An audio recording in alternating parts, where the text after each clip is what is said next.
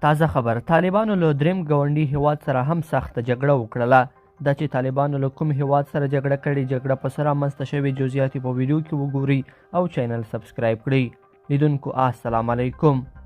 دا به دریم هیواد وي چې طالبان ورسره سرحدي نښته کوي.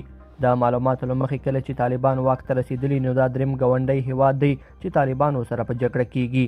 په نیمروز کې د افغان مسافرینو له ځورولو وروسته چې ایرانیانو افغانان وځورول، طالبانو ورسره درنه نښته وکړه. پر همدې مهال له پاکستان سره هم د غزن تار لګولو پر سر نښتې کړي دي، خو دا دی له دریم ګاونډي سره هم جګړه پیل کړه. د تازه معلوماتو پر اساس د طالب ځواکونو او ترکمنستاني سرحدي ځواکونو ترمنځ نښته رامنځته شوې ده.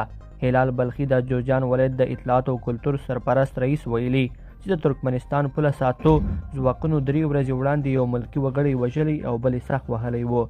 خو کله چې نن د دې قضیې د څېړلو لپاره نن طالبان سرحدي ولسوالۍ خمې آب ته ولاړو، د ترکمنستاني ځواکونو له غبرګون سره مخ شول او جګړه رامنځته شوه.